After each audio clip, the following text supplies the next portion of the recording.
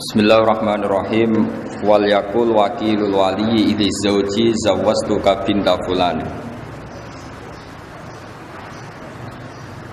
Fayaqbalu wal yakul lil wali wal yakul al wali li wakili zauji. Mun kepanggih nggih.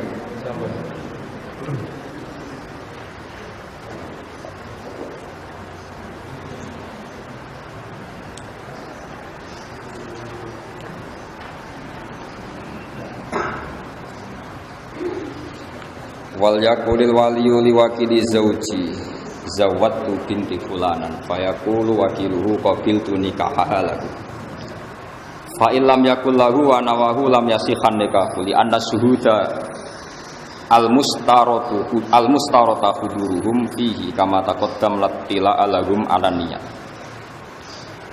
Mun kuriyen kok iki terus tengene kal yubi ini wonten sarah qauluhu fulanan wa illam yakul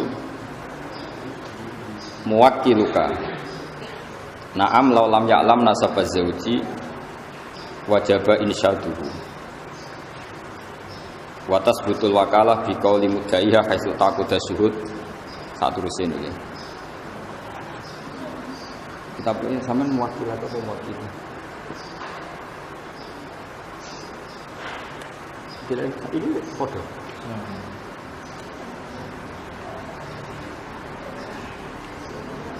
soalnya itu problem.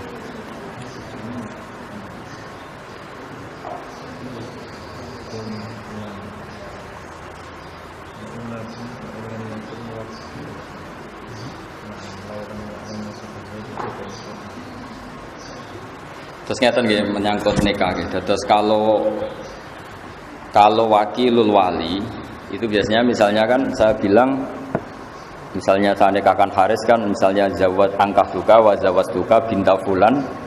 Kalau yang tidak mukhtalaf alaih kan alladzi qad wakalani nggih, alladzi qad wakalani atau mewakili gitu. Tapi kalau di Indonesia itu hampir pasti itu sah. Makanya ini kan saya ajarkan ke antum ini tatbiki fikih. Tatbiki fikih itu begini ya. Di Indonesia itu kan saya sering alami ya, misalnya ada taukil kan walinya mar'ah tadi, waliul mauliyah tadi kan taukilnya isyhad di depan umum. Misalnya Gus, saya pasrah Anda menikahkan putri saya bernama ini. Terus saya bilang di depan umum saya terima apa? Saya terima perwakilan itu. Kemudian kalau dalam tradisi di Rembang misalnya wali kan terus ke sana gitu. Pokoknya enggak di majelis. Kalau di sini di majelis enggak? Enggak ya? Kalau biasanya di majelis enggak setelah taukil? Loh enggak, banyak yang enggak di majelis. Ayo coba yang enggak di majelis ngaco. Enggak setelah taukil itu walinya di majelis apa?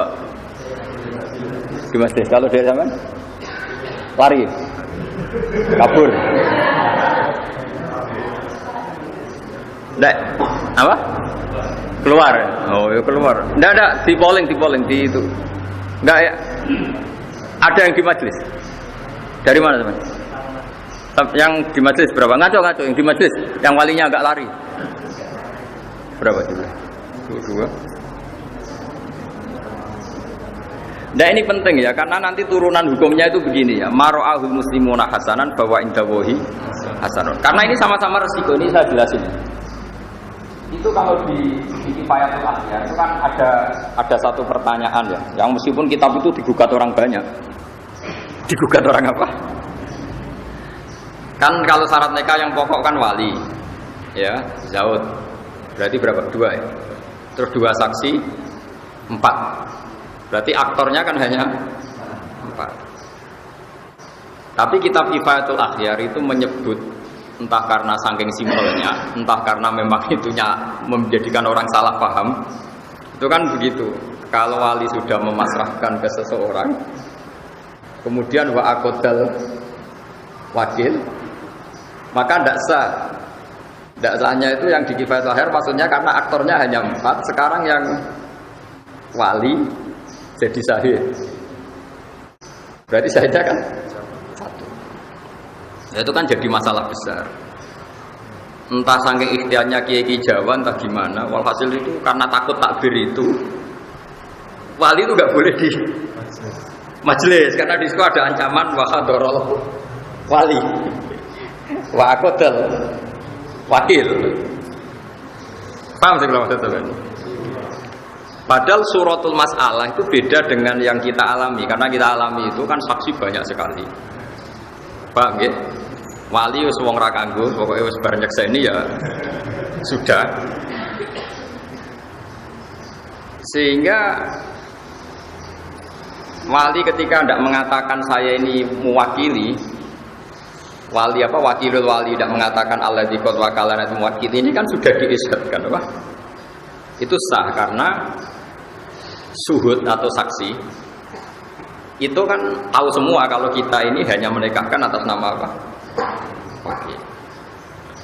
Tapi kalau kebalikannya, misalnya saya menjadi wakilnya Haris dalam menerima nikah. Katanya misalnya angkah buka was begini, terus saya hanya bilang qabil tu nikah wa taswija bil mari maktur. Saya lupa atau sengaja bilang lagu. Maka ini untungnya ulama bilang batal. Gak ada ulama yang mengatakan itu menjadi milik saya. Sabara payu rapi Pak Haris kan. Nah, padahal tadi karena kalau dalam konteks qabil tu nikah wa taswija bil madhuri itu kalau nggak bilang lagu, untungnya ulama bilang nggak sah. Ini masih untung tidak diputuskan milik wakil. Ya ini kan jelas. Fa illam yakul lahu wa nawahu lam yasihan nikahu li anna syuhuda al mustarad huduruhum bi kama taqaddam latila alahum alaniya. Ini penting kulaturakan karena nanti itu dalam teori fikih ya, dalam teori fikih.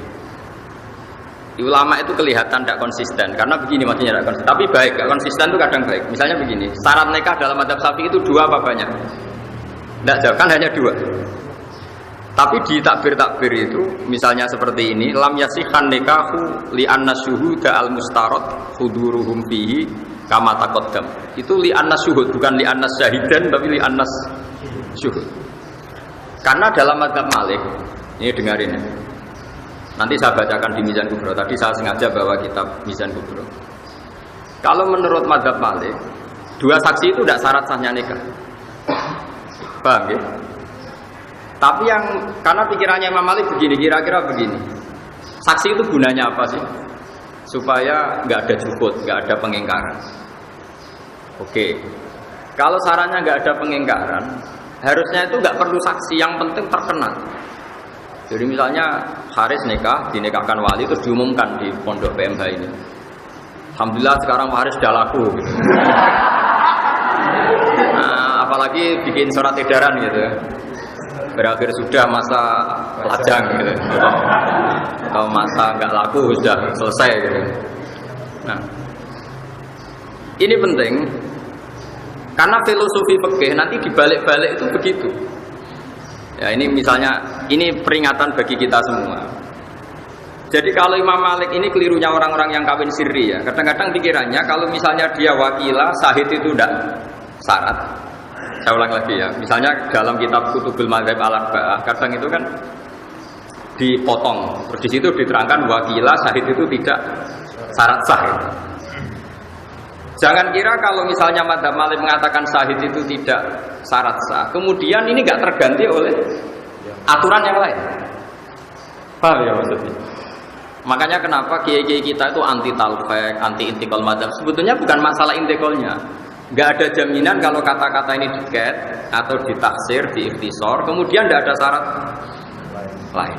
Ini misalnya saya bacakan ya. Nah ini supaya kulino saja ya, bahwa di masalah-masalah nikah itu masalah sing yuftatu fil afdha malah yuftatu fi ghairiha. Eling-eling napa yuftatu fil afdha malah yuftatu napa fi ghairiha. Jadi yang terkait perempuan itu untuk sahnya itu lebih ikhtiyat ketimbang urusan yang di lain masalah perempuan. Ini kalau baca gitu. Ini kitab Mizan Kubro yang relatif setiap intikal madzhab itu ada penjelasannya. Wa min dzalika qaulu a'immati salasa innahu la yasihun nikahu illa bi syahadatin. Ma'a qauli Malikin innahu yasihu min ghairi syahadah. Memang teksnya innahu yasihu min ghairi. Tapi kamu jangan mengira bayangannya terus hanya kamu dan wali kemudian sah. Sama seperti misalnya Abu Hanifah bilang nikah itu sah tanpa saksi, tanpa wali. Jangan kira tanpa wali itu tidak ada wali. Maksudnya Abu Hanifah itu gini. Tetap dengan wali, tapi yang penting dia memberi izin, tapi tidak harus dia yang menikahkan. Gak apa-apa perumahannya menikahkan sama orang lain, pasrah orang lain. Sementing walinya memberi izin. Orang kok tanpa wali, tanpa pamit itu enggak. Paham ya? Nah ini kalau bocor. Jadi itu memang resiko orang-orang wong jeneng kuwaco. Kalau bocor. Ma'a qauli Malikin innahu yasihu min ghairi syahadatin. Illa annahu yu'tabaru fihi al-isya'atu wa tarku taradi bil kitman hatta law aqada fi sirri atau law uqida fi sirri wastarata kitmanan nikahi fusikha indah. Jadi kata Imam Malik nikah itu enggak usah saksi tapi cukup isya'ah. Makanya nikah kayak di Indonesia itu mesti sahnya. Karena misalnya syaratnya 2 saksi itu adil, misalnya syaratnya 2 saksi itu adil. Ternyata 2 saksi itu tidak adil. Enggak masalah kalau di Indonesia karena kan orang yang menyaksikan kan banyak. Jadi itu isya'ah apa?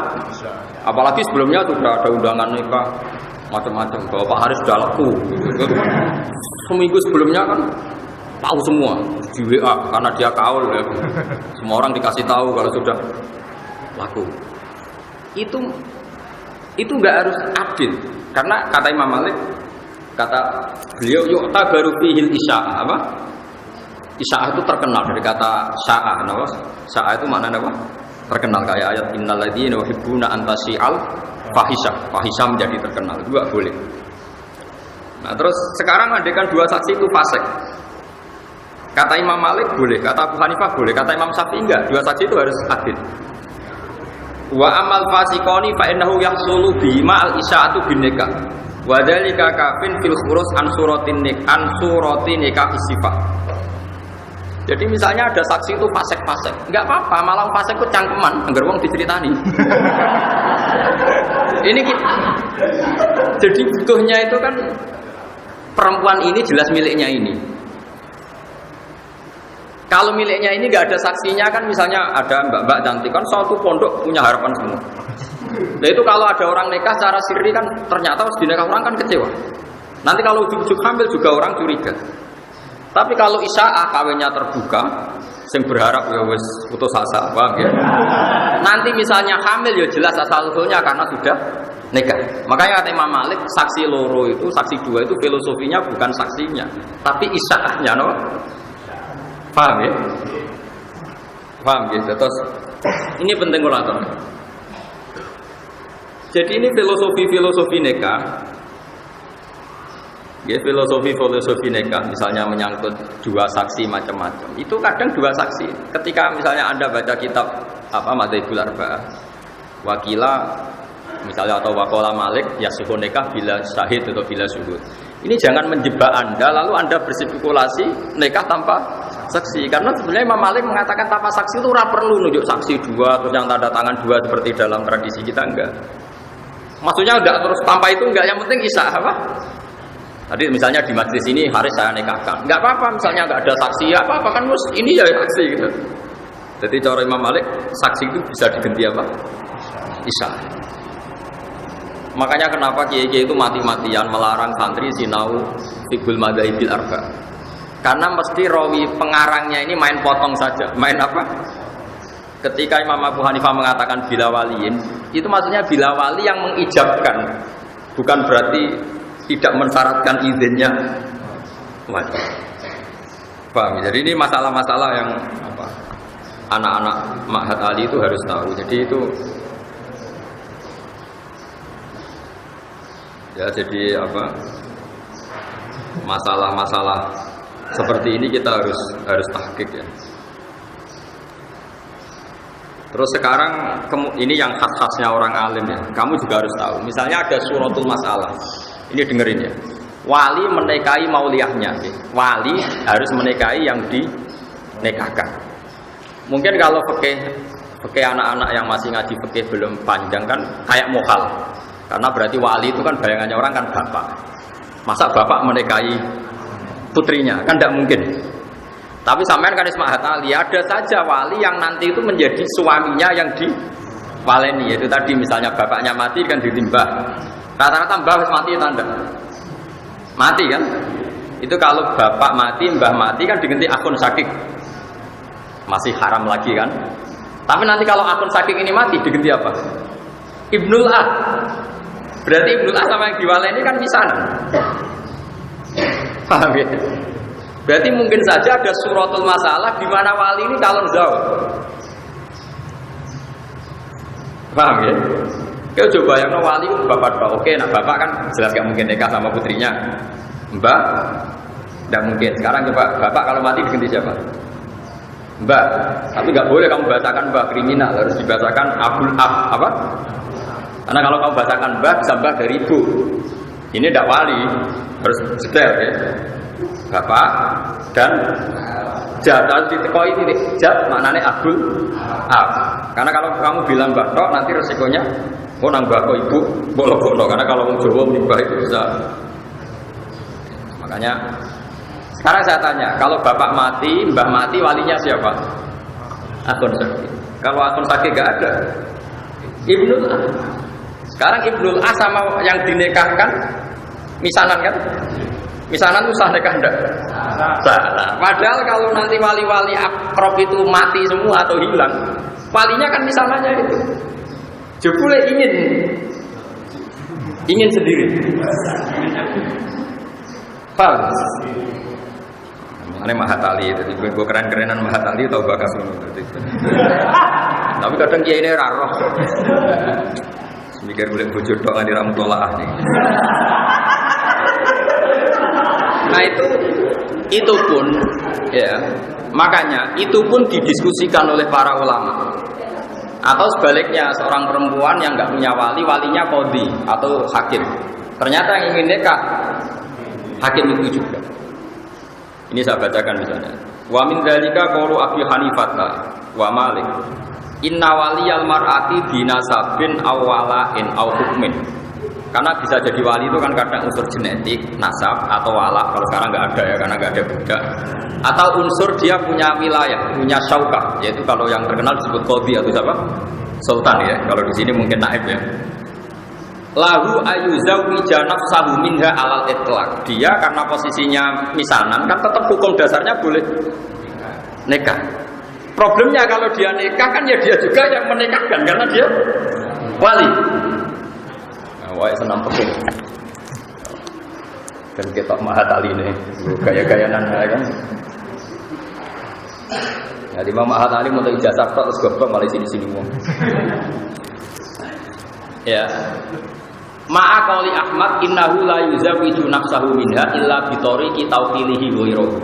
Wa dzalika li alla yakuna mujiban qabilan. Solusinya apa? Cara Imam Ahmad solusinya eba-ebane wali tadi taukid.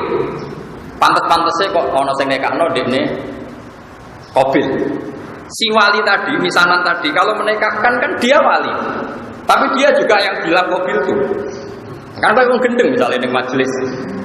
Kamu perempuan, saya nikahkan kamu dengan saya. Karena memang dia statusnya double, ya wali, ya zaud ya dia ya. Ya tadi dalam suratul masalah, sing wali itu orang yang boleh menikahi. Ya. Kalau bapak kan jelas nggak boleh menikahi putrinya, mbak nggak mungkin, paman nggak mungkin. Tapi kan ada kemungkinan setelah ini tek semua kan misalnya. Ya sesuai urutan yang di Kitabul Asobat. Pokoknya walhasilnya ada suratul masalah, sing wali itu sah nikah dengan yang diwaleni, ya. Solusinya gimana? Dia itu pastinya harus mengakatkan. Tapi dia juga qabil penerima nikah. Solusinya kata Imam Ahmad, pantas-pantas saja. Jadi yang bilang gini, misalnya saya bilang, kok aku akad no. Dan yang punya otoritas tauhid memang saya, karena saya ini wali. Tapi nanti saya calon qabil, calon penerima. Makanya ini solusinya kata Imam Ahmad, innahu la yuzawwiju nafsahu minha illa bi tariqi tawqilihi ghairuhu fi dzalika li alla yakuna mujiban qabilan. Tapi kata Imam Syafi'i, wa ma'a qauli Syafi'i innahu la yajuzu lahul qabul bi nafsi. Wala yuwakilu ghairahu bal yuzawijul hakim walau khalifatan aidan. Dari Imam Syafi'i, ya dekne dadi qabil lah ya lucu, wong wali kok dadi bojo. Pokoke pantes-pantes iku diliakno kabeh. Diliakno kabeh kok dadine wali yo dipasrahno. Engko dekne qabulun nikah yo di pasrahno. Dadi ibu penonton terus untuk bojo ngono.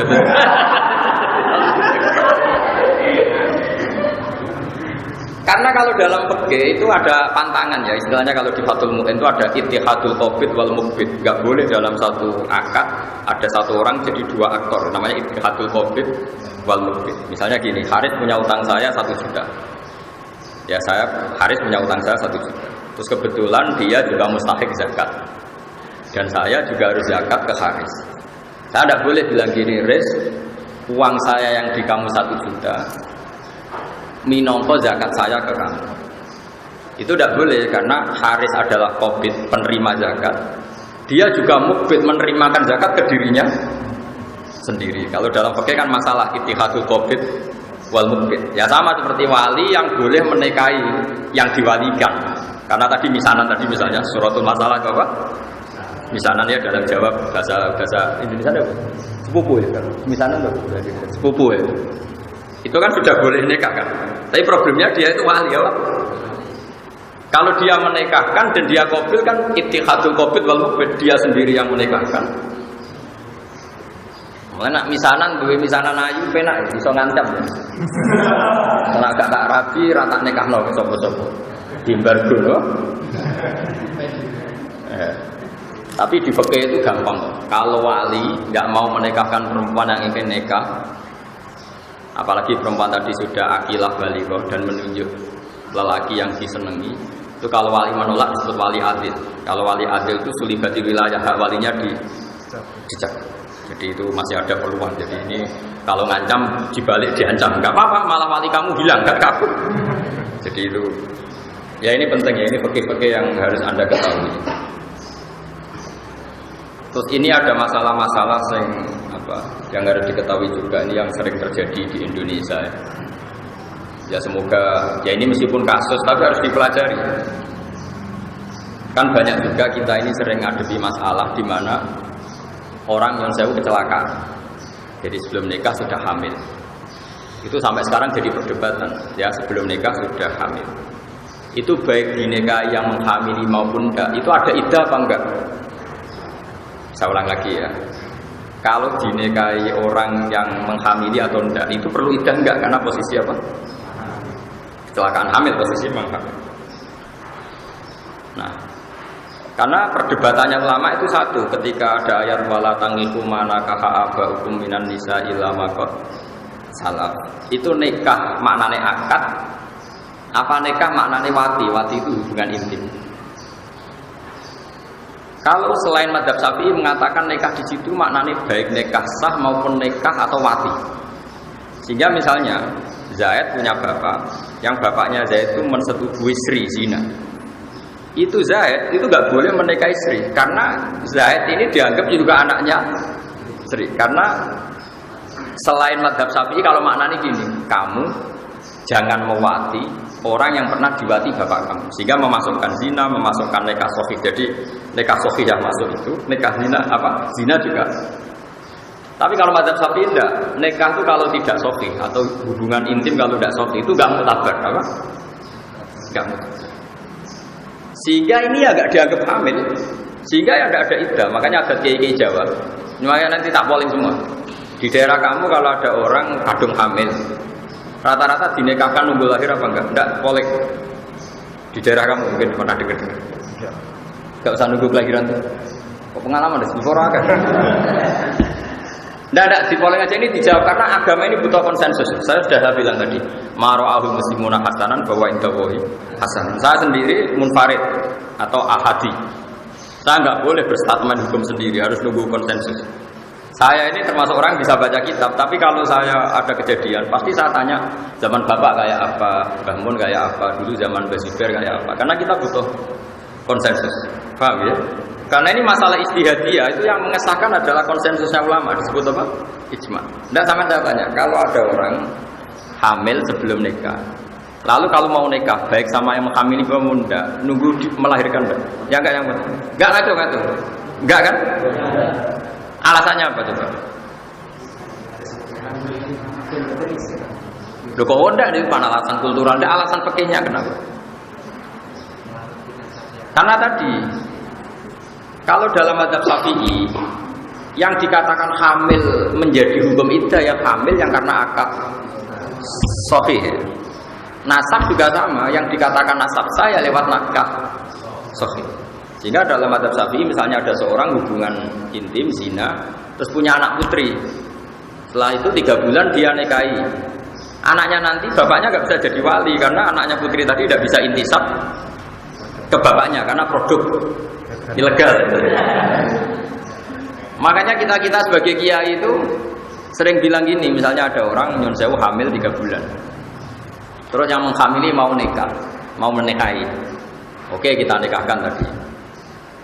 Karena takut kalau gak dinikahkan nanti zina lagi macam-macam. Itu pasti kita bilang begini sama bapaknya. Nanti kalau anak kamu perempuan kamu tidak walinya. Karena ini kadung 3 bulan. Artinya karuan anak ini tidak faktor produk nikah sahih. Sehingga intisabnya anak tadi kalau putri gak bisa ke bapak. Paham ya? Ini kamu harus ngomong gitu. Ini kulil haqqa walau kana murran. Kamu jangan diem. Nanti kalau kamu diem, anaknya nanti dinikahkan bapaknya. Sebenarnya dia bapak betul karena memang mani yang jadi dia anaknya. Tapi tidak bapak cara syar'an karena produk dan nikah sahih. Kalau sampai kamu tidak ngomong, kemudian nanti anak tadi besar dinikahkan bapaknya tadi itu nggak sah karena bapaknya kakeknya tidak walinya, ya tidak wali karena tidak nikah apa. Sahih. Ini masalah-masalah yang sering terjadi, makanya saya membantu Anda. Tak tunjukkan takbirnya atau nasnya ulama dulu, nanti dimusyawarahkan sama Pak Haris. Tapi jangan hanya musyawarah. Carikan kasus masalah ini yang sudah terjadi di masyarakat. Biasanya kiai setempat Anda kayak apa? Karena ini penting. Saya bahkan berpendapat bagus-bagusnya hukum itu kalau kiai sing ra ngalim yang nglakoni. Itu berarti jadi konsensus. Jadi apa? Konsensus. Ini penting saya aturkan. Begini misalnya, saya itu berkali-kali berdoa sama Allah. Kehebatan orang Indonesia itu sing ra roh hukumnya ketok alim. Gara-gara dia dikonsensuskan. Hukum itu taruh saja misalnya begini. Ada orang fasik gak sholat. Dia gak sholat, gak zakat, gak puasa. Tapi menjadi gerakan massal di Indonesia, namanya ngawinkan putri itu harus undang kiai. Sehingga orang gak sholat, gak zakat, gak puasa. Kalau putri nikah yang undang kiai. Ini jadi konsensus. Sehingga orang fasik sing gedeng kiai lama, pendak ngawekno anak itu ngundang. Akhirnya nikah ini bisa berjalan secara syar'an. Karena kiainya datang terus tanya, ini ada hubungan kerabat enggak, mahram enggak, rodok enggak. Kalau sudah memenuhi syarat, dinikahkan secara sah. Meskipun orang ini benci kiai, tapi dia dipaksa oleh satu komunitas nikah undang kiai ku elek, koyo rasa. Ini pentingnya konsensus. Padahal si walinya tadi gak ngerti pentingnya kiai, bahkan benci kiai seumur-umurnya. Nah menurut saya dalam konteks seperti ini kiainya wajib datang, karena dengan dia datang berarti nikah yang terjadi adalah syar'i. Begitu juga saya tadi ngaji di Bojonegoro di Jepara sama Gus Jobur tadi. Hukum itu contoh gampang tuh orang mati. Saya contohkan, saya ngaji di mana-mana tak contohkan. Orang minum atau minum oplosan terus mati. Bapaknya ya fasik peminum, anaknya fasik peminum, mati minum oplosan. Jadi konsensus pokoknya kudu ngundang kiai. Sehingga si mayit yang oplosan pun kita sholati, kita kafani, kita mandikan ala Islam. Karena harus jadi konsensus, wong fasik lah itu butuh perlakuan seperti itu butuh, paham ya maksudnya? Ini penting harus kita pertahankan. Jangan sampai nanti orang fasik punya model sendiri dalam menyelesaikan jenazahnya. Karena orang soleh tidak mau datang, terus orang fasik punya tandingan kaifiyah merumat jenazah. Saya kalau mati ya terus ini arah, terus pinggirnya ada wong ceki. Makanya menurut saya orang fasik pun kalau mati kamu harus tahlilan. Terus gerem-gerem lah tadi. Bagaimanapun ini menetapkan tradisi. Kalau sampai kita tidak mau tahlilan hanya karena dia mati bunuh diri atau mati apa tadi itu oplosan, Nanti kalau nggak ada tahlilan, mereka bikin tandingan tradisi, yaitu Kiai Ragil Nahlili ya wes tanggo cekit, tanggo remi. Nanti kamu yang salahkan Allah karena tradisi yang sudah benar, yang orang fasik pun melakukan, kamu tidak mau hanya karena risi mayatnya itu fasik. Makanya saya lagi-lagi butuh konsensus. Kita ini sebisa mungkin hukum yang dikehendaki Allah dan Rasul jadi konsensus. Hatta alal fasik, sampai orang fasik pun terpaksa dengan tanda kutip terpaksa melakukan hukum. Itu juga yang dikehendaki Allah, ikhtiar tau'an au karha. Kalau ada hukum Allah itu harus terjadi tau'an au karha, baik kamu suka ataupun enggak suka. Orang fasik itu enggak suka kiai.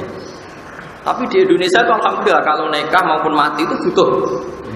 Tetap kadang kiai ini kalau untuk khawarit mutung malah.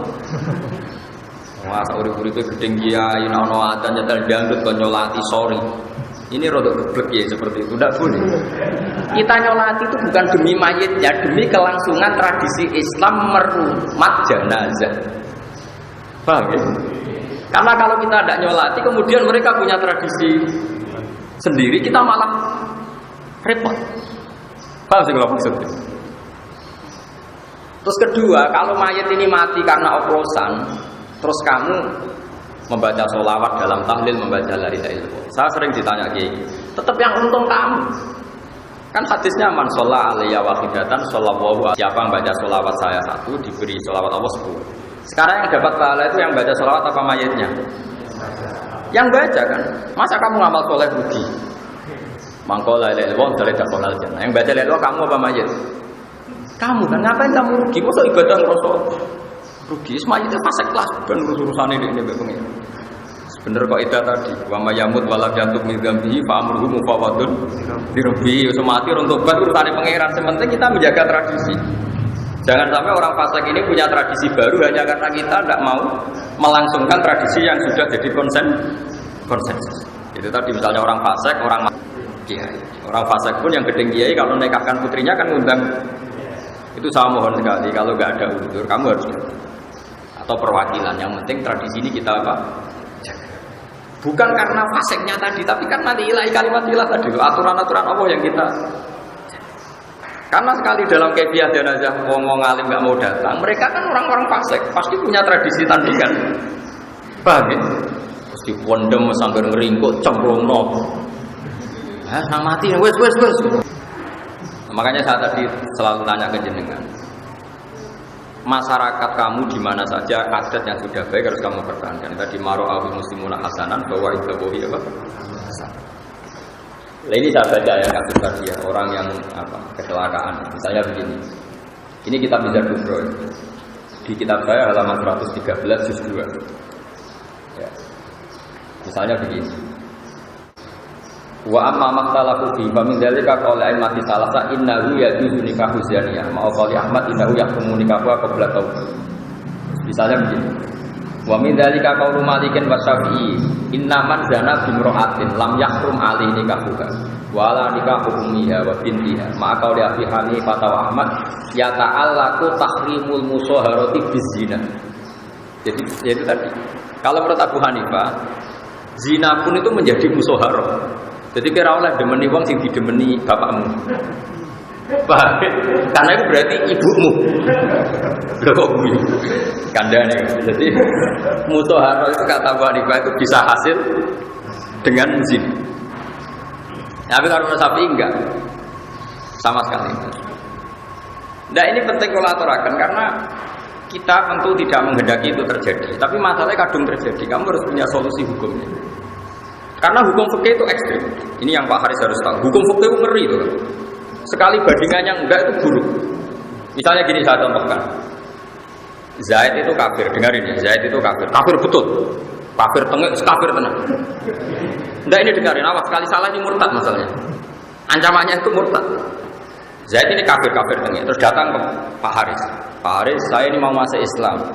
Coba saya ditalkin syahadat. Saya diajarin syahadat. Terus kata Pak Haris gini, karena ada wong Jeporo engkek itu terus dia mau kok benarain kalau dia melotek. Itu Pak Haris itu murtad dalam hukum fikih. Karena Zaid yang murtad tengah ini murtad betul, kafir tengah ini. Ada kekafiran sekian menit ke depan yaitu 10 menit yang gara-gara Pak Haris.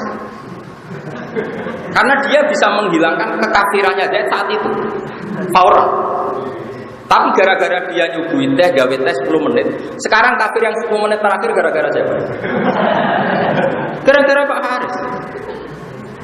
Jika dalam fikih termasuk murtad adalah kaqauli rajulin pada seorang guru lakini al-Islam sumakola ikhtasil. Contohnya di Bajuri hanya gitu. Ada orang bilang, Pak Yai saya ajarin Islam. Terus kamu bilang, kamu mandi dulu. Itu saja masalah. Karena kekafiran harus dihilangkan secara fauran. Dan kekafiran 10 menit adalah Anda sudah terlibat. Karena Anda bisa menghilangkan saat itu juga. Kenapa nunggu dibikinkan teh, minarak dulu macam-macam. Makanya kalau ada seperti itu, sama tak ajari. Pak Kiai saya ajari syahadat. Kamu harus bilang, oh nggih nggih. Wah jenengan saya ini nak Allah tunggal. Paling enggak bahasa Jawa dulu, segampang-gampangnya. Nah setelah itu enggak apa-apa, berarti sifat kafirnya hilang, enggak apa-apa kalau ada acara sosial ngeteh-ngeteh dulu atau mandi enggak apa-apa. Di Jogja itu ada beberapa kali orang sowan saya. Gus itu kalau seremonial pengislaman di masjid-masjid UGM, di masjid UI itu gimana? Saya bilang enggak apa-apa, tapi anggap saja itu seremonial. Tapi siapapun pertama yang ketemu si kafir ingin Islam harus mensyahadatkan saat itu juga. Soal seremonial gak apa-apa nanti di masjid UGM, UI atau di masjid mana saja. Tapi kalau seremonial itu awal di Islam kan itu tidak boleh, karena berarti membiarkan sekian hari. Misalnya mau ada orang mau Islam, mungkin mau menisan ke masjid seminggu malam gitu, pas Jumatan. Wah itu menurut fikih yang ekstrim, itu malah kiainya tadi yang jadi murtad. Karena dia ridho dengan berjalannya murtad sekian hari. Nah contoh gampangnya gini, ini fikih ekstrim ya, makanya fikih itu juga punya cara ekstrimnya. Begini misalnya dibalik, Senin mau Islam, terus sama Haris dijanjini nanti aja nak Jumat karena saksinya banyak. Terus Selasa mati juga, terus dia masuk neraka. Gusti, kowe rokok kowe kafir. Jare sinten kula kafir Senin badhe sampai Pak Haris kan ngenteni Jumat. Itu kan masalah.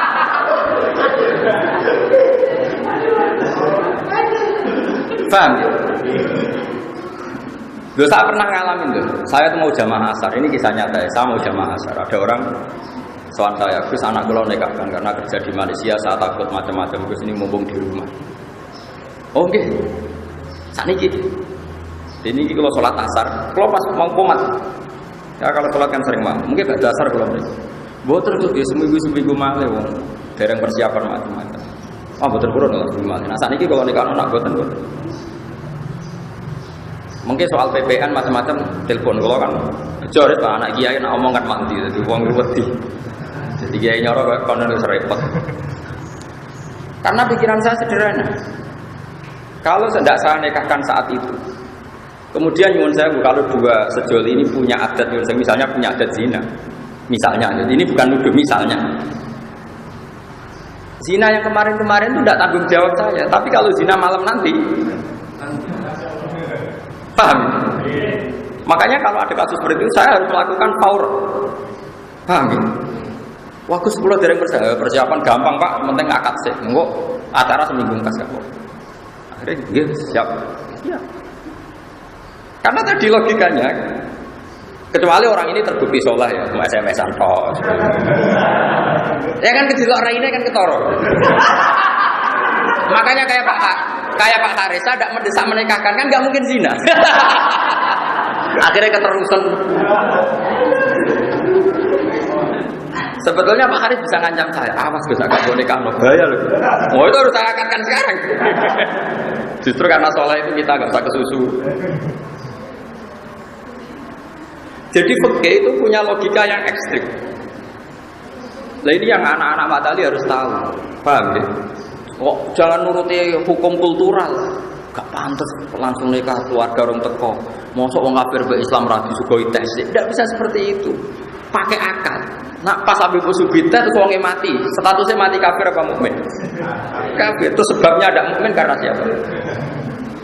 Saya kalau ngaji di Jogja, itu banyak dosen-dosen tertawa-tawa gara-gara tak contohkan gini. Dalam proses ekstrim atau emergensi itu tidak ada status ideal, gak ada. Yang ada itu harus dilakukan. Itu ibarat gini ya, saya seorang dosen atau kiai, pas katokan cekak, nggak pakai baju. Terus ada orang jatuh di tengah jalan, yang di situ lalu lalang mobil banyak. Kan nggak boleh atas nama emergensi, nulung sik tak kambinan sik mulai. Statokan cekalah paribasannya harus kamu langsung nolong, karena kalau nggak langsung nolong nanti kalau di lindes mobil salah kamu punya kesempatan nyingkirno, ndak kamu nyingkirno. Mau dari rapan saurung kelambinan. Pemenang pas tak dusik ben seger. Balik wis penyet kabeh.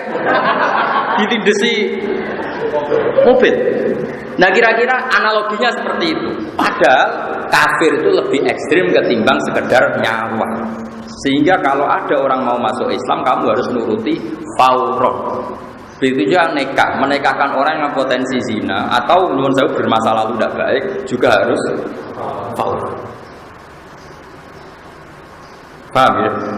Ini hukum.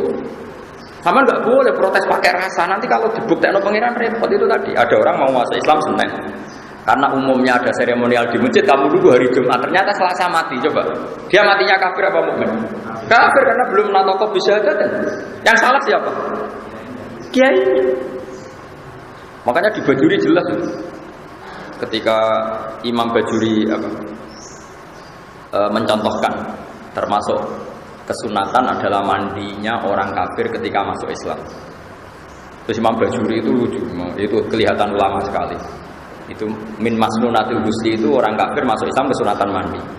Dia itu cerita yang di kitab takrib. Tapi Imam Bajuri gak mau tahu, malah protes dia. Gak penting bab adus. Terus dia di sarahnya cerita. Nah nganti ana wong ngongkon adus ora langsung nalkin syahadat. Itu malah dosa besar. Malah dia mengatakan si orang tadi dihukumi murtad karena membiarkan kekafiran berlangsung. Yang harus dilakukan sekarang gak berubah kasadus, yaitu talqin syahadat. Karena urusan adus, teh, barang nyuguh itu urusan ideal. Itu pada ada orang kecelakaan di jalan yang di situ banyak kendaraan, terus hanya karena kamu gak pakai baju, terus kamu merasa gak nyaman, pulang dulu pakai baju. Paham ya? Terus kembali sudah kepelindes. Kamu termasuk pembunuh enggak? Termasuk penyebab kematian sama. Mau Islam Senin kamu biarkan nunggu Jumat seremonial, Selasa mati. Kafirnya tanggung jawab siapa? Makanya kenapa saya ngajar fikih di sini? Fikih itu ada beberapa hukum yang ekstrim. Dan itu kita harus tahu. Makanya kita latih fikih-fikih yang ekstrim. Karena logika yang terbangun memang harus seperti itu, tidak ada pilihannya. Saya Abdul Anak Bajuri Jusiji dan itu perbandingan nongkon Jusiji. Ya jadi saya mohon jangan pernah belajar fikih tidak serius. Saya mohon sekali dulu Basal terkenal ahli fikih, dulu Mbak Zubair dulunya Basal terkenal ahli fikih. Sampean juga harus ahli fikih. Jadi ada kepastian hukum. Misalnya tadi dua saksi itu filosofinya apa? Ternyata isya'ah. Kamu jangan hanya karena baca Adzabul Arba'ah, wakilah qala Malik misalnya enggak harus dengan dua saksi. Ternyata Imam Malik enggak mengharuskan dua saksi maknanya karena bisa diganti isya'ah. Padahal kalau isya'ah malah melebihi dua saksi. Paham ya? Makanya kenapa kiai-kiai melarang intikal madzhab? Sebenarnya bukan masalah intikalnya kan. Pasti ada beberapa masail atau beberapa syarat yang enggak ditulis. Karena perawi madzhabul arba'ah itu hanya mencomot-comot. Nah, padahal yang enggak ditulis itu menjadi syarat pokok. Paham ya? Makanya saya mohon ojo kulino seperti ini. Kalau teruskan lagi. Tapi saya mohon ini dimusyawarahkan lagi sama Pak Haris sama teman-teman. Karena tadi saya butuh konsensus. Saya butuh konsensus. Nah terus kemudian ada orang yang hamil begitu ya, terus kemudian harus dinikahkan. Itu kata wa ma'aqal Abi Yusuf in kanat hamilan haruman nikah hatta tadua wa in kanat hailan lam yaqdu walam ta'tadda. Nah, ini khilafnya ulama. Tapi kata kitab Mizan Kubro ini wa wajul afali ifta'un Nabi sallallahu alaihi wasallam bi khilli dzalik wa qala qad kharaja min sifatin ila nikah bab al-istisalat al-musnad baru usul wajib al-istisalat al-musnad. Ya, ini terus ketika ada kejadian seperti itu dilaporkan Nabi jawabnya qad kharaja min sifatin ila nikah. Jadi ada orang biasa nakal itu ya kumpul kebo misalnya. Terus ada masalah gitu. Sama sahabat entah siapa dinikahkan sama sahabat tadi.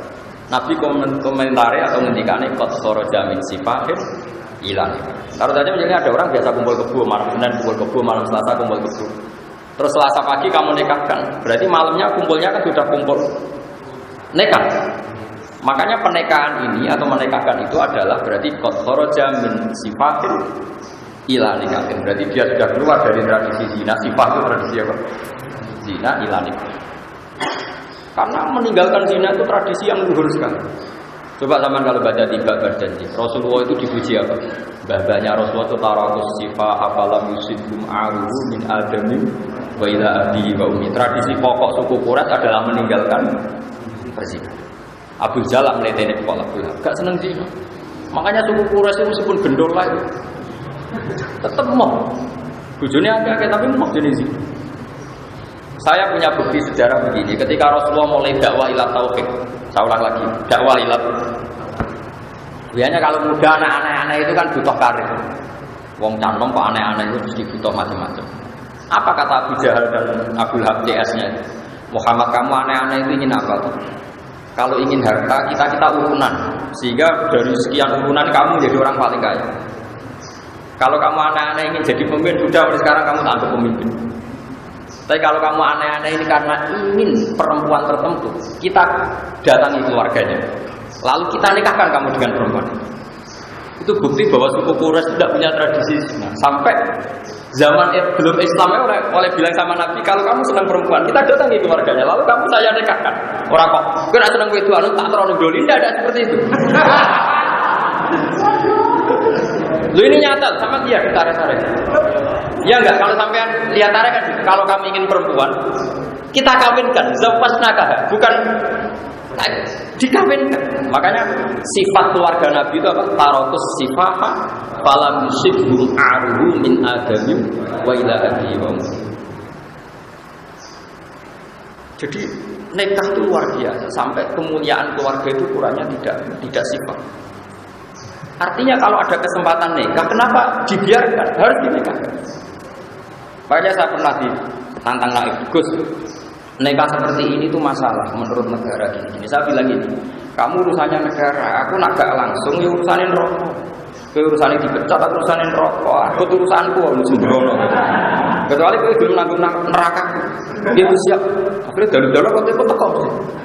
Iya no nikah, aku nak ratu tekok rokok. Siap. Kayak ancaman dipecat, ini rokok ya. Jadi itu hukum apa sih teman? Termasuk dipecat. Ini ya, ini di kitab Bajuri, di kitab punya Pak Haris di halaman 154. Juz berapa ini? Juz 1. Ini kata ya, qauluhu wa huzulul kafir idza aslama.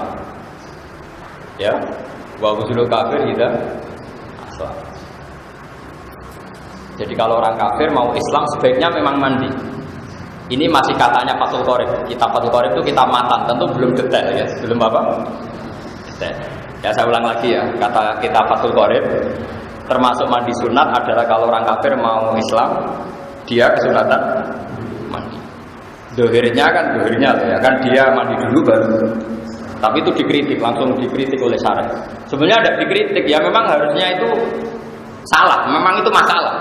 Kalau hanya begitu redaksinya itu masalah. Meskipun Fathul Qorib tentu niatnya ada begitu, mungkin niatnya ada seperti itu. Ya kalau ngarang kitab matan itu kan resikonya kan takbir sedikit, tapi orang nggak boleh salah paham kan resiko. Haris seneng bapak kalimatnya sedikit, cara Haris cukup, tapi ternyata tidak memahamkan. Akhirnya kan nggak mayu ragu. Itu resiko matan, resiko kitab nopo. Kalau wajah ini jelas sih. Tapi tentu pendapat tadi itu ekstrim, yang saya baca. Wa ghuslu kafir idza aslama. Wa law qala wa ghuslu man aslama lakana aula li annal ghusla yadkhulu waqtuhu bil Islam. Sekarang mulai kesunatan mandi itu setelah Islam atau sebelum Islam? Setelah Islam, makanya Sarah kecewa sama matan. Harusnya jangan begitu. Kowe kan mahat ali dari sawangane iso nyarai kan. Ojo kok maca matane wis keliru waduh. Pokoke ojo kei ijazah wis. Pokoke bermaca keliru ora usah kei S1. Nanti saya yang komen. Tapi kalau kiai kan biasanya gampangan apa-apa. Kalau waca. Ini kata Imam Bajuri. Wali annahu la sabila ila ta'khiril islami ba'dahu ba'dal muslim. Saya ulang lagi. Wali annahu la sabila ila ta'khiril islami ba'dahu ba'dal muslim. bal sarrahu bitakfiri mangqala li kafirin ja'ahu liuslima idhab fattasil summa aslam. Ini Imam Bajuri. Saya juga gak senang sama ekstremitas seperti ini, gak senang. Tapi kalau di logika masuk akal, masuk akalnya tadi. Kalau kamu mentakhir konatus dibeli gede kepleset mati, urung moco. Jaga. Coba kafirnya tanggung jawab siapa tuh? Ya ini. Gawat, mulane aja bodoh, gawat bodoh. Makanya pokoknya Pak Yai kula warai Islam, oh nggih sampai ngatek-ngatekan wis. Pokoke pengiran tunggal, nggih oke. Wis pokoke ngono-ngono lah, wis gak ideal lah. Oh nggih nanti mari zakat. Apa kawin nek ning Indonesia zakat kan pendak kawin nanti Islam resik iki. Moco zakat kan kangelan besar. Muni lailo kan ngeten mawon Pak. Pengiran sitok nggih, jenenge apa nggih? Muhammad Rasulullah nggih wis Islam wis kok Islam. Asliane dilatih ikutnya terus. Loh ini jelas ekstrim. Tapi saya juga enggak sepenuhnya setuju dengan kitab Bajuri. Saya tidak akan menghukumi orang lain kalau dia kafir karena menunda keislaman. Saya ulang lagi ya. Saya sebagai pribadi, saya murid Mbah Mun, murid kiai-kiai, murid Basar, murid kiai-kiai yang punya kearifan. Saya tidak akan mengkafirkan orang yang menunda keislaman orang kafir. Meskipun di kitab ini begitu. Tapi kita ngerti ini untuk kita tidak melakukan penundaan. Jadi kita tidak penting lah menghukumi orang lain itu tidak penting. Alika nafsak lawa mikir orang lain. Tapi kita tahu logika itu memang masuk akal. Terutama kalau ada kejadian di luar rencana kita tadi. Mbok kono terus jebule kepleset mati. Kowe ana wong kecelakaan pinggir ratan, kowe kelambenan sik kelindes truk. Mestinya kayak katokan cekak lah harus langsung pinggirkan karena ini fauron apa? Fauron. Harus foto gue harus menjadi saksi. Di anahula sabila ini harus saksinya dua kalau kitab. Wali anahula salah. Sabila ila takhirul Islam. Sumpah terus. Kalau begini, nak salah itu. Ini nak salah langsung tak pecat jadi guru. Apa Mahatali? Wali anahula sabila ila takhirul Islam ba'dahu farsarahu bi takhiri man qala li kathirin ja'u yaslam yuslima bucok yuslima aslama yuslimu idhab tasir thumma aslim lido baqai ala kufri bil kalahdo. Ya artinya li baqai alal kufri bil kalahdo, artinya ada masa yang dia kafir itu karena salahnya si kiai tadi. Artinya kalau bilang Pak Kiai saya ini ajari Islam, terus saya bilang kamu mandi dulu, berarti mulai mandi dan berikutnya masih kafir itu salahnya siapa? Salahnya Kiai. Itu kalau normal gak apa-apa kan, berarti sudah ide urip kena dosa tetap kok nak mati kan? Makanya saya bilang, oke itu bisa ekstrem. Problemnya itu kalau berarti mata alal kufrinya kiai tadi terlibat. Ya saya ulang lagi ya. Bal sarrahu. Semoga kitab ini rapati benar, tapi kitab ini kitab tenang nih. Bal sarrahu bi takfiri mangqala li kafirin ja'u yuslima idhab fatasir. Kamu sana mandi dulu summa aslim nanti baru Islam. Kenapa kok kiainya tadi dihukumi salah besar ini itu bibaqai ala kufri tilkal lahdu. Saya bayangkan analogi itu orang kecelakaan itu paling gampang. Kamu hanya pakai katok cekak, ada orang kecelakaan di jalan. Tentu Anda sebagai orang rumah mungkin mau pakai baju dulu. Tapi ini urusan kecelakaan. Pas salin kelambi, kelindes tronton. Padahal andaikan sampean langsung mungkin selamat. Bayangkan itu kafiran ya. Kalau bolak-balik dengan pasar, saya kan kerja di Jogja. Saya pernah punya teman di penerbitan itu. Dia non muslim, cerita ke saya, Pak Fir sebabnya aku di pekerjaan non muslim di pekerjaan. Karena aku bosmu itu kacau, tapi ya tentunya nasi nunggoni kan ngomong sholat dulu. Jadi aku kan kafir rapor dulu. Sholat dijubule gue tukang jogo.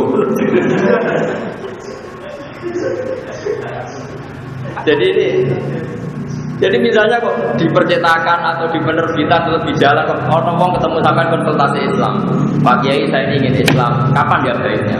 Sama harus melatih satu itu juga dengan bahasa paling mudah, karena kan tidak harus bahasa Arab, semuanya dengan bahasa paling mudah. Jiran ikrarke nak pangeran setunggal, ya namanya Allah, ya Nabi dalam Islam namanya Muhammad, ya sudah Muslim. Karena tidak harus bahasa Arab. Lah nanti pas seremonial nggak apa-apa. 2 minggu lagi di masjid disaksikan orang banyak, terus ibu-ibu bahasa Arab macam-macam lah, semua orang masalah. Tapi penting selesai dulu, Pak. Ya sama lah seperti kita nyingkirkan orang kecelakaan di jalan, orang itu langsung neng kasur kan, terus neng selokan lah, penting orang neng ratan itu. Lah iya kan taruhannya kan orang kok kepengen ideal, sih boleh nong rajam sih, terus neng RSI sih boleh rajam sih. Malah kepelindes. Dalam kondisi emergensi itu tidak ada kata ideal, adanya pokoknya selesai.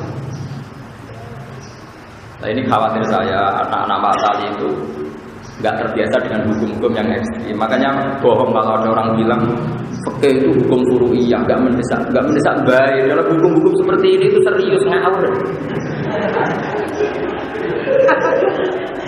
Yo wong sing ngomong ngene ora iso fikih kan, padune ora iso fikih terus ngomong begitu sembrono. Bapak fikih darani furu'iyah, nak akidah disebut usuliyah. Furu'iyah itu kan nak contohnya wong ning masjid kesunatan yang nggo wangi adus, ini masalah Islam. Makanya Imam Bajuri mengkritik kenapa sih kitab Fathul Qorib mengatakan kesunatan mandi bagi orang kafir yang mau Islam. Dari Imam Bajuri orang tambah kasadus penting Islam jadi orang tambah kasadus penting apa? Adus barang dibakat. Nah, ini kearifan ya, makanya saya mohon ya, jadi dalam beberapa masalah yang harus diselesaikan sekarang harus sekarang. Makanya kalau saya ditanya sekarang, Gus saya ini punya uang 50 juta, saya punya istri mau haji, saya jawab haji sekarang itu fauron. Dulu di kitab-kitab fikih haji itu alat tarofi, tidak harus sekarang. Tapi sekarang itu kan kebalikan, harus bayar fauronnya kajinya jadi 17 tahun. Lah nek saiki umure wis widak mbok arani kaji ra kesusubah keben-keben mati ya yakin. Mesti bayar saiki ngenteni 17. Jadi menurut saya teori alat tarof itu dulu, kalau sekarang ya harus power. Sekarang di Pati berapa tahun? Sudah 17 ya, paling sudah 17, pokoknya di atas 15 semua. Kira kita bukan itu kan? 19. Itu di Jakarta itu ada yang sekarang kalau tidak haji itu dapatnya tahun 59. Saking banyak. Nah, itu kalau umur 40 aja habis. Kalau umur 40 tahun lagi kan dapat. Nah seperti ini, dalam konteks seperti ini kamu harus istihad gimana hukumnya daftar haji di zaman akhir. Menurut saya ya harus fauron, karena daftar fauron saja dapatnya tarofi, apalagi daftarnya tarofi, kan itu logika. Meskipun itu tentu tidak fatwa resmi ya, karena fatwa resmi tetap haji itu wajibnya ala tarofi. Tapi kita akan punya akal. Ya adinu aqlan waladina biman la'akal. Makanya ini saya mohon sekali ya, harus ini yang dibajuri di halaman 154 juz 1 ya, di kitab ini di bab pokoknya wabudil kafir tidak aslam. Tapi Imam Bajuri terus kecewa, bakas satu barang yang penting di Islam no. Makanya sebenarnya kayak Pak Haris itu dosa besar kok bakas ayu nasab. Nah mau rapayu rapi penting wedok sih. Ayu nasab repot gitu. Repot. Urutannya itu semua.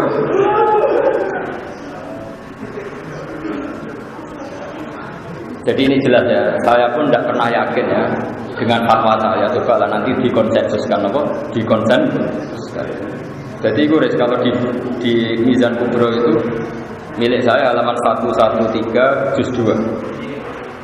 Jadi jelas ya, ketika ada orang yang biasa nakal nikah, ternyata Nabi itu ikut senang. Beliau ngendikan qad kharaja min sifahin ila nikahin. Jadi misalnya nyuruh saya ada pasangan kumpul kebo, malam Senin masih kumpul kebo, malam Selasa kumpul kebo. Terus Selasa pagi minta Anda nikahkan, kamu harus mau. Dengan demikian malamnya dia berstatus nikah. Paham ya? Kok soal prosedur negara-negara itu diurusin negara nggak apa-apa, kapan-kapan kita daftarkan. Tapi kalau kiainya itu kan koroja mensifakin hilang. Tapi saya kalau di daerah saya biasanya ya BPN terus panggil BPN nanti didaftar. Ini penting saya aturkan ya. Jadi sampai bayangkan fikih itu fisyah itu bisa dilihat dengan mata. Caranya tadi analogikan dengan tadi yang saya contohkan kecelakaan tadi. Kalau kita menolong orang kecelakaan di tengah jalan, buat kita sedang pakai celana pendek pun langsung kita tolong. Buat kita ada pakai baju pun langsung kita, meskipun kita lempar ke selokan, yang penting nggak di jalan raya. Semuanya nggak harus ideal. Oh kok pakai ideal, sih tak boleh ada kursi, tak boleh ada meja sing nganti. Nata ideal kok pas selokan. Ya ada selokan timbang dilides. Pertama, ini penting kalau aturakan. Orang-orang yang tidak ekstrim dalam berpikir fikih itu dikira fikih itu masalah usuliyah semua. Enggak, fikih yang usuliyah juga banyak. Kayak tadi, ja'al kafir li musliman. Kok ada orang bilang idhab fattasil summa aslim. Kasus apalagi kasus ini bisa ilal akhirat kalau ternyata dia mati sebelum baca.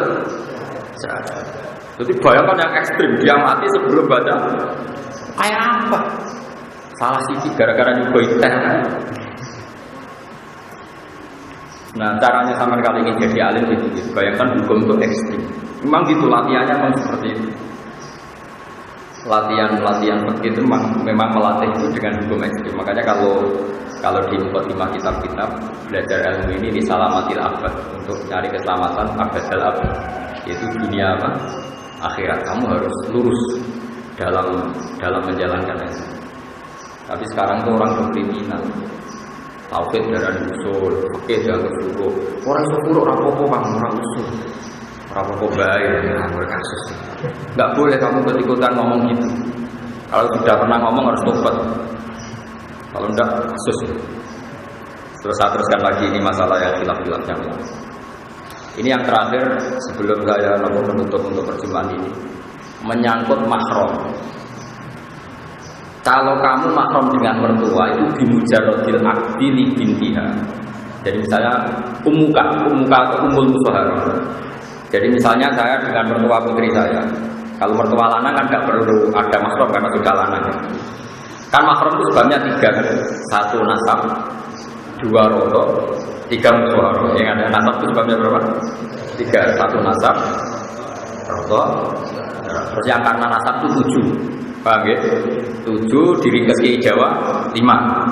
Makanya Ki Jawa itu pinter. Karena Ki Jawa menghitung ibu, putri, bule, ponakan, ya, ibu, putri, bule, dulur, ponakan. Berarti 5. Jadi kalau dalam Quran itu 7. Karena bahasa Jawa itu kan dulure bapak ya boleh, dulure ibu boleh. Kalau bahasa Arab kan jadi 2, dulure bapak ammah, dulure ibu kholah. Terus kemudian ponakan, cara Jawa ya 1, ponakan itu dulur lanang ya ponakan itu dulur wedok. Nah, makanya jadi 5, tapi di Arab 7. Ya itu ya, hurrimat alaikum ummahatukum 1, wa banatukum 2, wa akhwatukum 3, terus wa ammatukum berarti boleh dari bapak, wa kholatukum boleh dari ibu, wa banatul akhi ponakan saka dulur lanang, wa banatul ukhti ponakan saka dulur wedok. Kan 7. Kalau bahasa Jawa kan seperti ini hilang kan, ponakan cukup kan, boleh ya boleh, paham ya? Makanya Ki Jawa itu kadang lebih simpel menghitungnya 5. Terus ada nasab yang karena musoharo, karena rotukum. Wa ummahatukum allati ardha'anakum wa akhwatukum bainar rotu'ah. Terus ada ketika nasab karena musoharo, baik musoharo ke atas maupun musoharo ke bawah. Ke atas mertua kamu, ke bawah kamu tidak boleh nikahi mantan mantu kamu. Lah ya kan berarti ke bawah. Paham ya? Bojone anak berarti kan ke bawah, paham ya? Bojone mertuamu ke atas. Terus yang santri-santri Jawa itu janggal karena kesuwen rano wayo. Itu biasanya di fikih-fikih kan gini. Kamu nggak boleh menikahi bojone bapak. Kulo ya ono kadang santri bareng takok. Ya ora ngarane Gus iku ora ibuku wis bareng. Mergo pikiran iki santri Jawa, bojone bapak iku mbokmu. Nah wong wayo kan ora mesti. Bapak bojone papa. Bojone bapak ora mesti pas ibumu, paham ya? Paham ya? Mane kena orang wayo kesuwen yo kate hukum perkara itu. Saya kira salah ya urung rapi. Paham ya? Jadi haramnya ibu kamu itu haram hurrimat alaikum ummahatukum. Tapi nanti dipakai ditambahi wa zaujatul ab dan istrinya bapak. Kadang santri Jawa pikirane, bagus istrine bapak niku ora ibu. Ora blok-blok. Ibu. Ibu ya wis ibu, paham ya? Jadi kalau bapak kamu punya istri 4, yang haram karena zaujatul ab itu 3. Ini atas nama zaujatul. Yang ibu kamu haram karena ummuka, paham? Jadi tidak iso sing ibumu mbok aran iku zaujatul ab, kriminal wae mbok. Paham ya? Tapi berhubung ning Jawa kan kesuwen wong bojone mung sitok to. Akhire bareng haram rabi bojone bapak. Ya keruan wong pancen ibuku ya ora. Jadi tak sing ibumu disebut ummuka. Lah wayane bapakmu disebut zaujatul ab. Dulu lo nore jawab orang mau nak kita ini biar orang pati so ya repot. Nah itu aturannya gini dalam ilmu nasab. Kalau mertua ini menjadi mahram di mujarrodil akdi.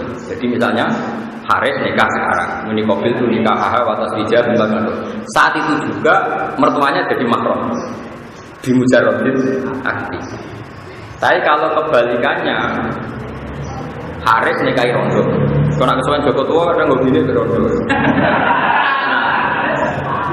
Itu kalau nikahi rondo, ini putrinya yang perawan tadi menjadi mahramnya Haris nunggu rondo ini dikumpuli.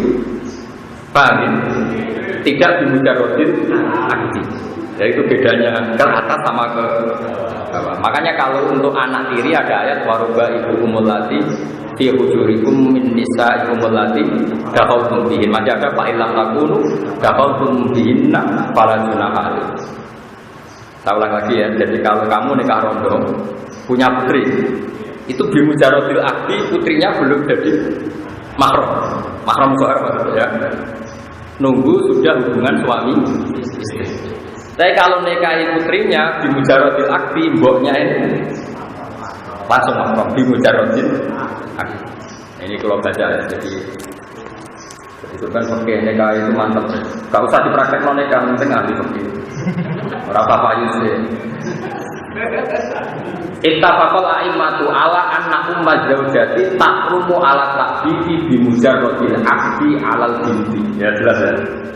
Ya, ittafaqal ini enggak ada khilaf-khilafnya, semua ulama sepakat. Ittafaqal a'immatu ala anna ummaz zaujati ibunya istri tahrumu ala ta'bibi bi mujarrodil akdi alal binti. Paham ya? Dari sekali ngangkati bintiha otomatis bapaknya apa ibunya mahram bi mujarrodil akdi. Nah, paham ya? Lah, wattafaqal a'immatu aidan ala anna rabibata anak tiri. Kalau mereka anak walad, kalau yang anaknya istri kamu itu apa? Anaknya istri kamu tapi yang enggak anak kamu. Walad, rabibah bahasa Arabnya apa? Anak kawan. Anak walad apa anak ilegal? Enggak, mana bener. Wattafaqal a'immatu aidan ala anna rabibata tahrumu bijuhuli bil ummi. Jadi ingat ya, jadi kalau ke atas di mujarrodil akdi mertua kamu langsung mahram musyawarah. Tapi kalau menikahi ibunya nunggu didukhul atau hubungan suami istri baru putrinya jadi apa? Mahram. Makanya di Quran waruba ibukumul lati fi hujurikum min nisa'ikum allati dakhaltum bihin. Terus fa illam takunu dakhaltum bihinna fala junaha alaikum. Terus anaknya istrinya anak kita. Wahala itu abna ikumul ladzina min aswab. Istri dari anak kandung kamu. Bukan anak angkat. Kalau anak angkat enggak apa-apa, kayak kasusnya siapa itu? Kayak masalahnya siapa? Zaid bin Harisah. Zaid bin Harisah kan anak angkatnya Nabi. Terus berarti Zainab binti Jahsh pernah jadi mantunya Nabi. Tapi kan akhirnya di nikah Nabi itu kan tidak anak kandung. Ya, jadi yang haram itu istri dari anak kandung. Wahala itu abna ibumul ladzina min aslabi. Jadi saya mohon sekali lihat teman-teman ya, jadi kadang-kadang sama Pak Haris diskusi kitab Mizan itu bab nikah utamanya, karena saya punya kepentingan, punya keinginan nanti di kampung itu macam-macam, sama harus punya solusi. Kadang-kadang kepeksa wali kadang yang aneh-aneh. Terus di Malaysia ini takbirnya marhalaten atau izin. Wong sekarang bisa dihubungi lewat telepon. Terus kalau izin nanti tahu ke lewat telepon cukup enggak? Kalau terpaksa cukup, kesaksian dalam telepon caranya gimana? Tapi dengan membaca materi tetap nanti ketemu gambaran, meskipun dulu nggak ada takbir tentang telepon, paham ya? Tapi kalau baca terus dan diangen-angen, nanti tetap ketemu jawabannya. Karena ilmu itu gampang. Kalau jadi dewe bangun nang ijazah itu, Bakarim ngene hak cara Bakarim, ilmu itu kayak rontok-rontok kayak maling kayak wong nakal. Bercekel sesuk ngaku. Bakarim dulu itu ngutus bangun. Gus kowe iku mulang. Kalau dereng saged ngaji kan mulang. Gampang Gus, kita bukan cekal-cekal ngaku dhewe. Kita itu berarti dicekeli terus. Ayo ngaku ke macane piye.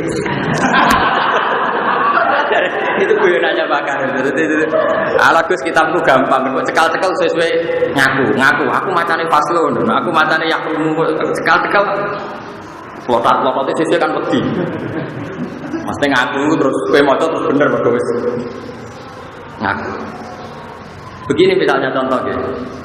Saya ini termasuk pengagum kitab Bukhari ya, kitab Bukhari. Saya beri contoh betapa mudahnya istidlal. Mudah sekali istidlal kalau bagi yang sering.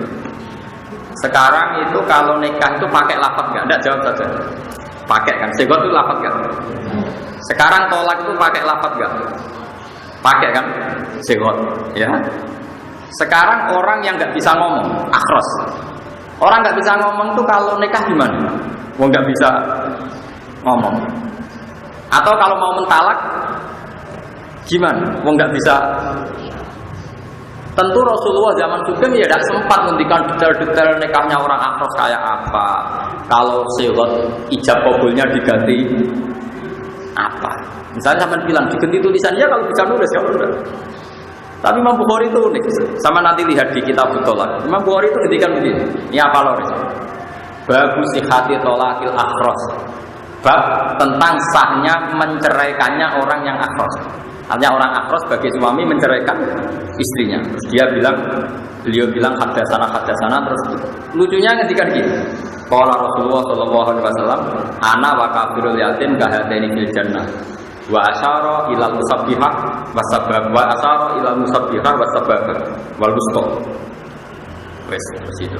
Asyharu tis'un wa isruna wa aqda yadaiha kadza wa hakadza wa hakadza. Wa hakadza. Terus gitu. Salat Aisyah itu data yaumin. Terus ditanya sama orang, Pak Asyarat nakwas sama. Intinya Imam Bukhari itu cerita. Dulu Rasulullah ketika memberi penjelasan, ana wa kafirul yatim kahada ini bejana saya dan para penanggul orang yatim seperti ini nanti di surga. Berarti saking apa? Cedaknya. Paham ya? Terus Nabi pernah ngendikan kemungkinan bulan Komariah itu hakada, wahakada. Berarti ada kemungkinan berapa? 29 hari. Intinya begini, wong Nabi yang bisa ngendikan saja kadang berganti pakai isyarat. Karena isyarat juga mufhimah, juga memberi paham. Berarti kalau isyaratul akhras memberi paham, maka isyarat itu sah untuk tolak maupun untuk nikah. Imam Bukhari oleh itu paham ya? Nah ya itu kan tawangannya kan tidak ada kaitannya dengan tolakul akhras itu. Ya sama ngendikan hadza wa hakadza wa hakadza kan tidak ada kaitannya dengan angka 29. Tapi toh orang menjadi Pak. Taruh saja misalnya Pak Haris di sini, Pak Haris tahun baru bagi wangsul. Pak Haris nggak mungkin bilang tidak, tapi mencurang. Wong mesti sepakat mana itu jangan kan? Berarti isyarat cukup apa enggak? Cukup. Pak Haris kok pamit bilang gini, cukup kan? Bahwa itu menolak. Kalau sekarang orang tidak bisa ngomong, yang mengganti kalimat adalah isyarat. Paham tidak maksudnya? Artinya Anda jangan berharap semua masail fikih itu ada takbir yang sharih, yang eksplisit. Ila yaumil kiamat dhisik ora ono telepon, ora ono WA-an. Ya tentu takbir WA nggak ada. Tapi kalau nanti Anda menguasai materinya, pasti nanti kamu bisa. Asal menguasai betul. Kayak tadi Imam Bukhari mengatakan bagus sihati tolakil akhrof. Terus yang diceritakan anak wa kafirul yatim ini bejan. Terus asyharu bagada wa akoda napa tis'an wa isrin. Artinya Imam Bukhari ingin bilang wong Nabi sing iso ngendikan saja kadang iktifak ngalap cukup di isyarah yang dengan isyarat yang memang. Nah sekarang akhras apalagi tidak bisa ngomong, penggantinya sifat adalah isyarah. Pergi sekali al-Fatihah.